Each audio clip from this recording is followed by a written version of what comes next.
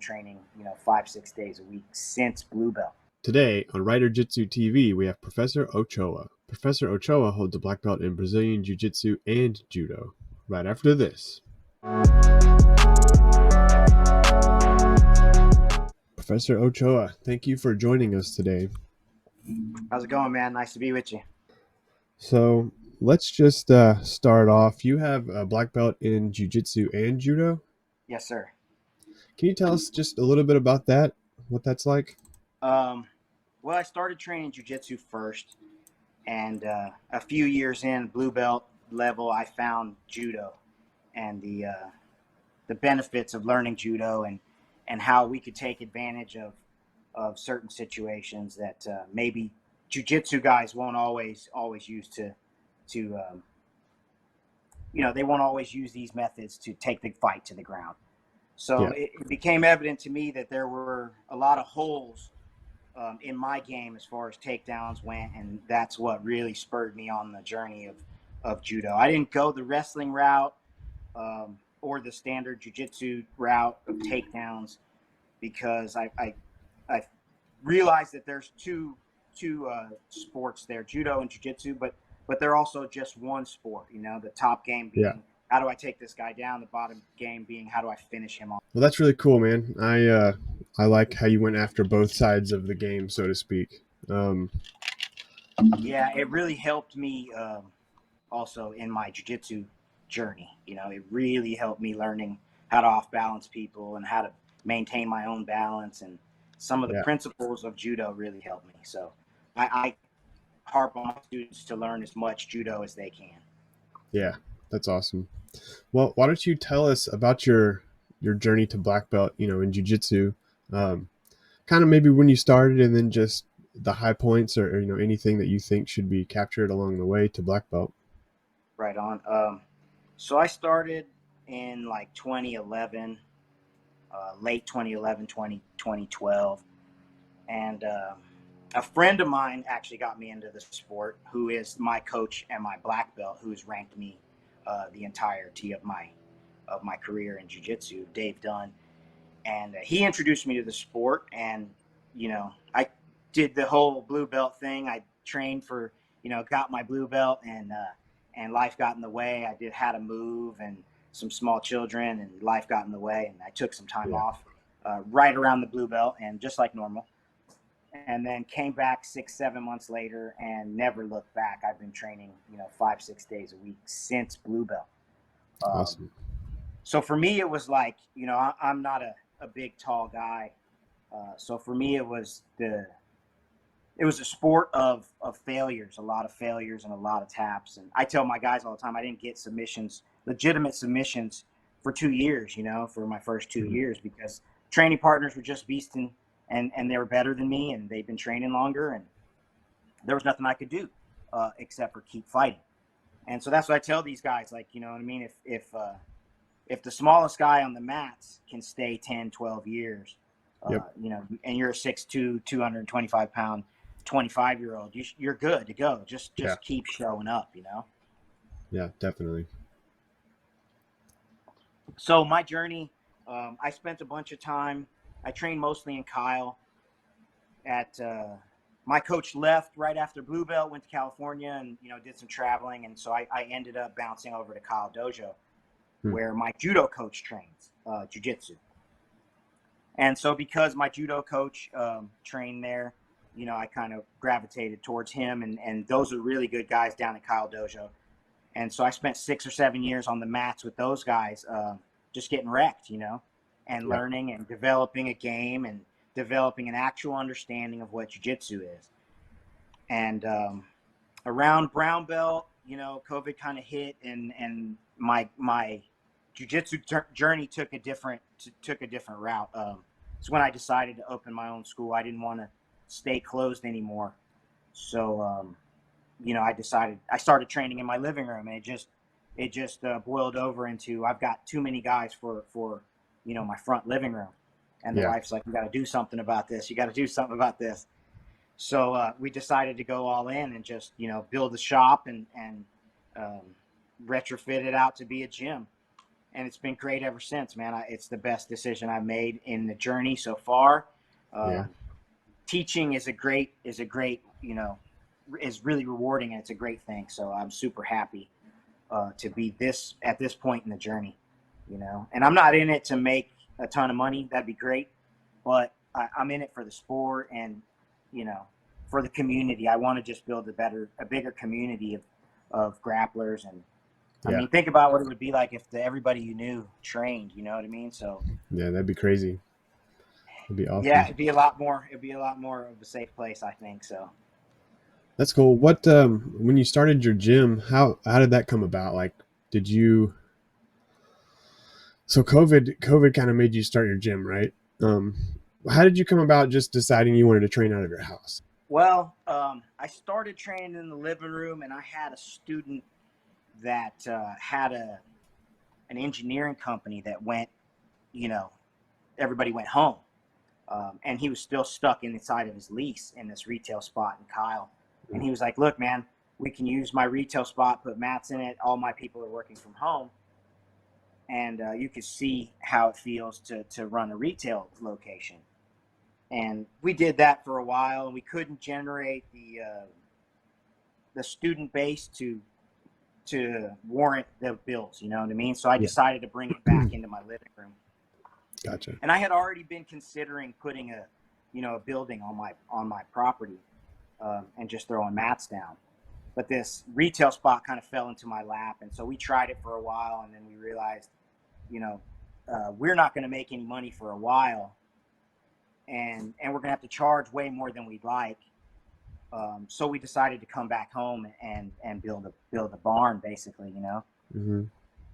And Gotcha. that was the catalyst. I had a bunch of students that were in the same boat I was. They're like, "Look, I don't want to stop training just because of COVID, and these guys are trying to throw cash at me." And I'm like, "Man, it's just to keep training." And finally we realized, like, this is going to be worth enough to actually go forward and start a business. So that's what Cool. really drove us was in our neighborhood, so to speak. There was no jiu-jitsu because COVID closed and we couldn't train. So we're kind of doing this speakeasy jiu-jitsu thing. And Mm-hmm. I realized, well, I've got enough guys that think the same way that I do, and they want to pay me. So I may as well, open up a school.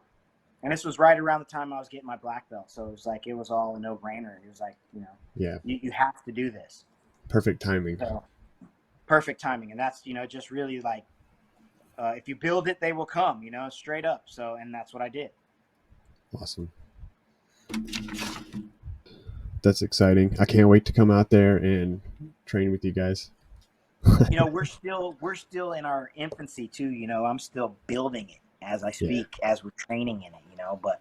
But yeah, everybody's welcome, and that's why we decided to go with the open mat, because we want to be open. We don't want to be this closed gym that's closed to members only, or Mm-hmm. there's a lot of that going around now, and I just don't get it. To me, it doesn't spread community or martial arts. Um, we're not fighting. We don't have to fight against each other. You know what I mean? And we Yeah. all do the same techniques. So why are we so closed doors? Yeah. That's a great point for sure. So for me, that was the biggest part of it. Open mat, like open mat. Let's run open mats every day. Gotcha. Yeah, that's a great idea, man. And Open Mat Co is an awesome name for sure. Yeah, man. Thank you. Appreciate it. When you started, just in the beginning of your martial arts journey, so to speak, what was your motivation? Um, I had a. I would say that my motivation came from the fact that I thought I knew how to fight and realized I didn't. It was and I worked in law enforcement, you know, previous to training, and that's where I got my first grappling experiences, Uh, and realized I don't know what I think I don't know I don't know enough yeah. to even say I know how to fight. And for me, that was the big motivation. I was already on this sort of fitness journey pre jiu-jitsu, so that helped me, with motivation and discipline. But once I got, um, hooked in the sport, Yeah. uh, I didn't need motivation. It was just every day. you know, this is the way we live. This is what we train to, you know, every day. Yeah. Jiu-Jitsu life. Jiu-Jitsu life, we train every day. You know what I mean?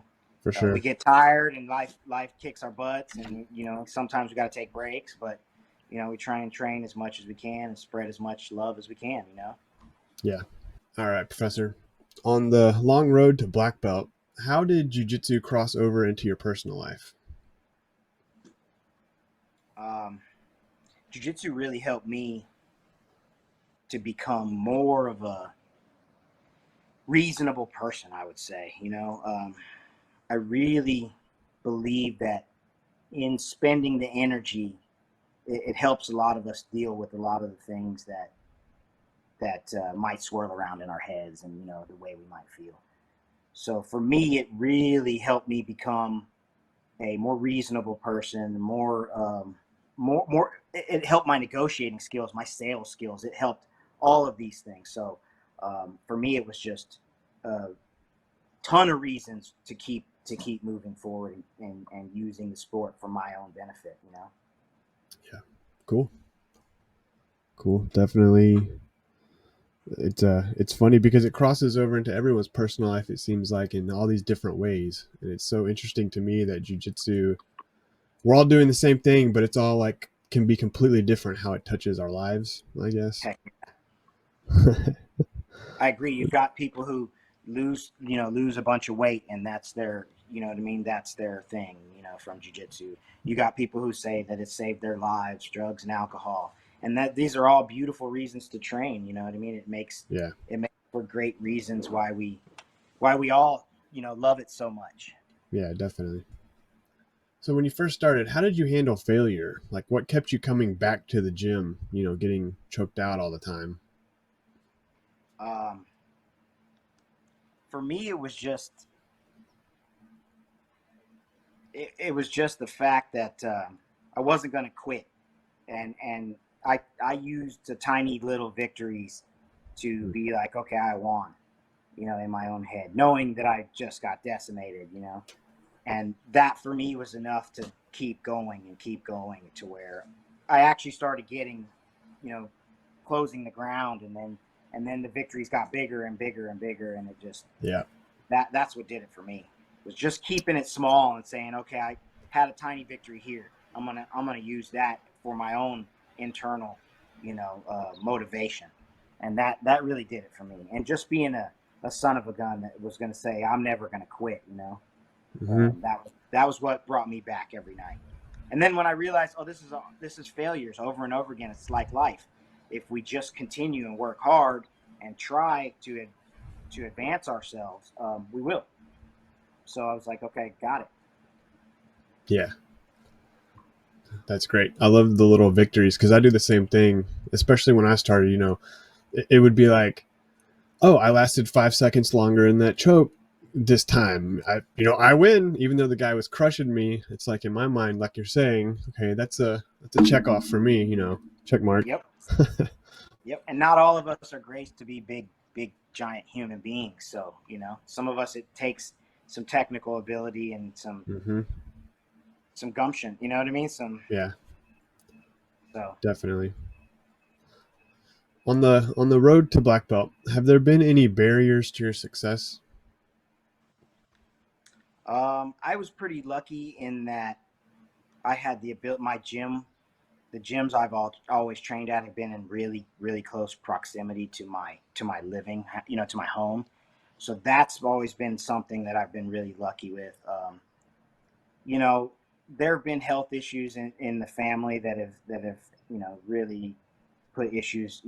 Times where I couldn't train and stuff like that. But I've been really, really blessed to have the ability to train pretty much injury free, other than the bumps Hmm. and bruises and the regular stuff we all get, Yeah. and lucky, stable enough financially to continue to train, and healthy enough in my family and whatnot to not have to take huge breaks. So there weren't very many roadblocks other than me. You know, there Hmm. weren't in my journey other than me and the 6 foot guys, 200 pound guys in the way. Um, there weren't very many roadblocks. I don't feel that way. I feel like I had a lot of opportunity to train, a lot of great coaches that were willing to take the time to teach, and in that, um, I came up in a good time in jiu-jitsu where everybody, all of my coaches were training a lot. They were much younger, and so they were training a lot, and so I don't have very many roadblocks to speak of other than me and maybe a few health issues in my family, but Yeah, I've been really blessed. that's awesome. That's I find that very interesting. Yeah, I feel Let's like see. it was all, it's all there for you. It was, how much can you put in? Hmm. Um, so Let's switch it up a little bit and talk about leadership. What does being a leader in your gym, as a black belt in the BJJ community in general, mean to you? uh, I I think we have a huge role to play in the community. I think it means a lot, actually. When I first got my black belt in judo, it didn't register until somebody said to me, "Oh, you're a martial artist," and I thought, "Oh, wow, I guess you're right. This is an art we're learning. This is a lifetime I'm going to spend doing this, and you know, I am a martial artist. So in that, we always remember, that the leadership that we that and the skill and the it's more about what we can do for these guys than the technique. Sometimes, I spend time talking and literally counseling these guys, my Hmm. students, because they look for it. And in that, I think we have a duty and a responsibility. I know that some of these guys have 200 and 400 students, and it's hard to talk to all these guys every day. But I think that you play a big role in their lives, and they look up to you. So we should train hard. We should work on our fitness. We should be better human beings, and we shouldn't act like fools on social media. Um, because I think we have a big part to play in a lot of people's progression in the sport and what kind of people they can become. Hmm. So I think it means a lot, leadership in jiu-jitsu. That's a great answer. I love it. Right on. It's not every day that you get a good leader. You might have Hmm. a good boss, but good leaders are hard to come by. So that can be hard to find. Yeah, for sure. All right, so we talked about roadblocks or barriers to your success. What's been some of the toughest times that you faced that you had to like overcome? I think one of the biggest things that I had to overcome was, um, you know, the mental part of it. For me, I won't say I overcame that early, but it was apparent to me that I'm not going to be stronger than these dudes. There's no way that no matter how much weights I lift, I'm going to be stronger than these guys. So that to me was, early on, I realized, I'm not going to be bigger, faster, stronger than any of these dudes. So I have to put my mind to work, and I have to study, and that's where it really paid off for me, was studying. Hmm, cool. So Yeah, for sure. I'm sort of in the same boat, kind of just being 6'1" and 150 pounds. I've got the reach, but sometimes I have no. The 200-pound guys, like you're saying, will try to just squish you. And and they've got good technique. It's a battle, uh-huh. and it's not easy for the smaller student. It truly isn't. And when you look at the mats, they're laced with big guys. I say big Mhm. guys, and 175 and up, because for them they have some advantages, and for us that's a huge disadvantage. It also later can become a huge advantage, but in the beginning you have to deal with that fact that there's no way that I'm going to get to Yeah. be stronger than these guys. I can get more technical and I can get smarter and healthier, but you know, there's no way. And that for me was like, okay, this is the boat. This is the boat that we're in. Just keep rowing. All right. Who are your BJJ mentors? Um, I'll go with my coaches. But if you're like looking for like the celebrity mentor, Whoever, it doesn't have to be a I celebrity. really spent a lot of time studying Marcelo Garcia, just his technique and the way he is as a person. I really liked, for some reason, well, he's a smaller guy, and so I gravitated. And then he's a class act, obviously. So that was for me like a big sign of good leadership, and it's somebody that really I could look at their technique and always know it's coming from a place of love. You know what I mean? And I know we're Yeah. fighting and we're wrestling and choking each other and whatever, but it was always coming. His jiu-jitsu was always coming from a place of sharing and building the community. So that was one of the biggest mentors for me. And then my coach Dave Dunn and another jiu-jitsu coach that I spend a lot of time training with, Ryan Shinto. He's one of the owners at Kyle Dojo. These guys are all class acts, and so I took a lot of their jiu-jitsu and the way that they carried themselves in the gym and, with students and, parents and whatnot. And I learned and said that these guys, not only are they class acts in front of me, but everybody in the community pretty much knows these dudes and has respect for them. So that for me, those guys were real mentors. My judo coach has been a huge mentor to me as well because, I started in jiu-jitsu, but I fell in love with judo, So those guys really mean a lot to me, and they mentored me.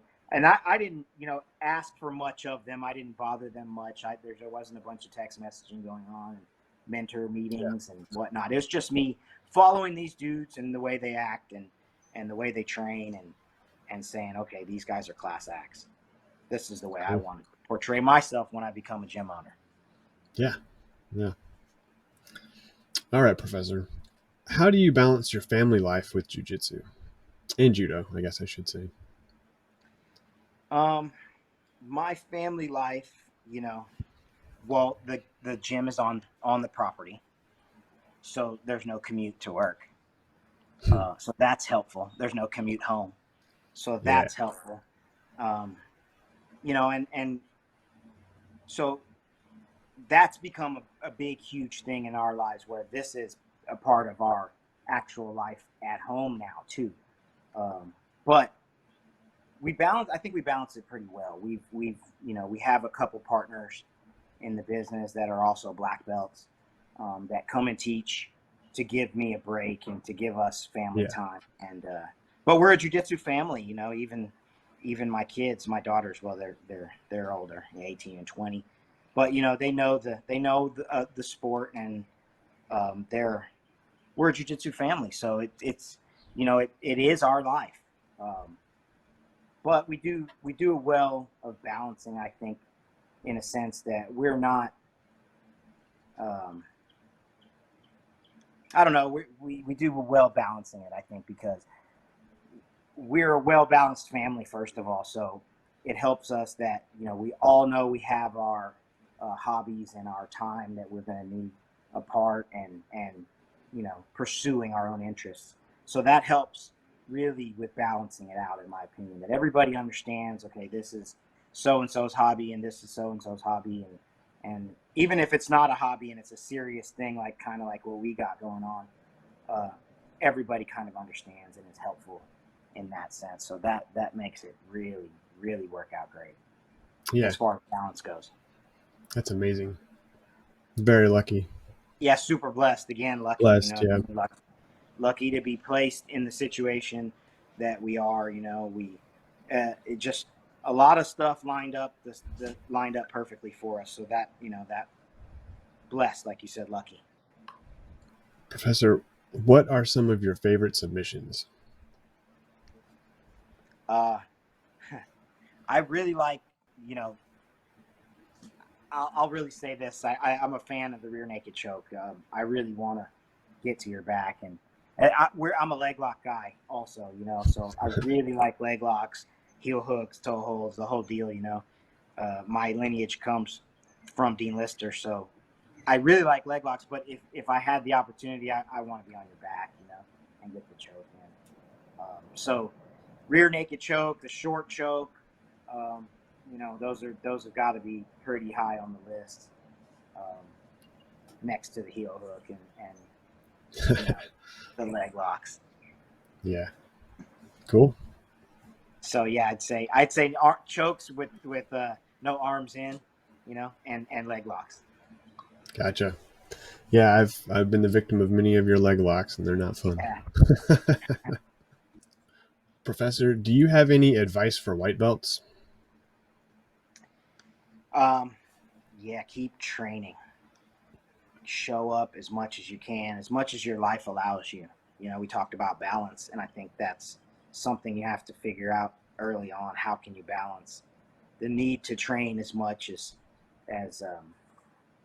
you know, as some of us find a huge need to train and a need to train every night. And so that takes a lot of finagling of your schedule and your family, making sure things are squared away before you go to the gym. I used to tell guys, you know, that they would say, how do you train so much? I'll get home early and make dinner and feed the kids and wash dishes. That way, when my wife gets home from work, she's done for the day. All she's got to do is eat, and it really makes that 2 hours extra that I'm not home a lot easier on her. So you know, whatever you can do to finagle it, to get you as many hours on the mat per week as possible, I would say is my biggest piece of advice. And realize that this is an art of failures. And once you master that, it really goes a lot smoother, and it transitions into life. That you know, I'm gonna mess up, and I'm gonna fail sometimes in life. But if I keep going, keep trucking forward, you know, I'll advance and I'll progress. So for me, those have got to be the biggest things. Find a way to show up as much as you can, and you know, get through that mental state. Awesome. Yeah, definitely great advice. Thank you, brother. Yeah. I'm sure that a lot of us say the same things. I bet, right? A little bit, yeah, but each person says it a little differently, and A little so different. there's nuances and stuff Yeah. where it. But it's all You great can advice. take small details from here and small details from there that might be useful and helpful. Yeah, Yeah, I think it's good what you're doing. thank you, thank you. Just trying to give back to the jiu-jitsu community or universe, whatever you want to say. Yeah, good for you for doing it too, because you know it'll pay you back. Thank You you know. for sure. Is there anything before we bring this sort of to a close that you just want to talk about, or any ideas you want to put out into the jiu-jitsu universe that we haven't covered yet? I'd like to see everybody bring back open mats, man. Like freaking real open mats, you know.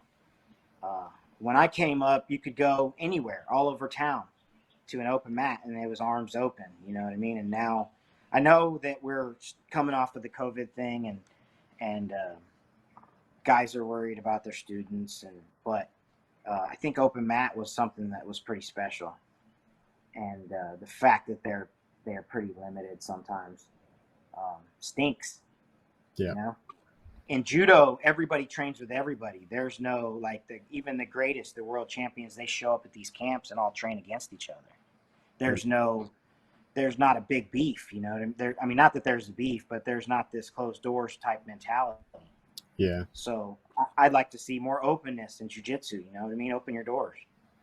Yeah. That's definitely something I had noticed is we kind of clan up sometimes, and cross training And is I one get of it. my You know, we favorite have things to these do. teams, we have competitive teams, and so I get it. But that's not that's not community. You know, we need to be building community, and uh, and we can do that and still have our own teams. Absolutely, we can do that and still have our own teams, but we shouldn't be so worried uh, of each other. You know what I mean? So closed off. I Yeah. so that's one thing that I'd like to put out into the universe is like, let's bring back open mass. Um, Cool. let's share. You know, let's have meet new friends, have opportunities to meet new friends and training partners, because it Yeah. matters. You know. Yeah. Yeah. Definitely. Cross training is a lot of fun. Actually, going somewhere and not competition, being able to see different styles and viewpoints to me is a lot of fun. It's not Right, and super a stressful or lot of anything. coaches don't. A lot of coaches don't dig that. You know what I mean? For whatever reasons, may be, and I get it, monetary reasons, and you know, you don't want to lose your best competitor to Joe Schmo down the street. Yeah. You know what I mean? So I get it, but come on, let's train. Yeah, let's train. It's a good slogan. Well, Professor, thank you for taking time out of your day to be with us, the viewers, and I really appreciate it. And I am looking forward to seeing you again soon. Anytime, man. It was great. It was great chatting with you. So anytime, bro. That was Professor Ochoa bringing us the good word of Jiu-Jitsu. If you enjoyed this episode and found value, hit the subscribe button. Maybe check out this video. Leave me some feedback in the comments down below.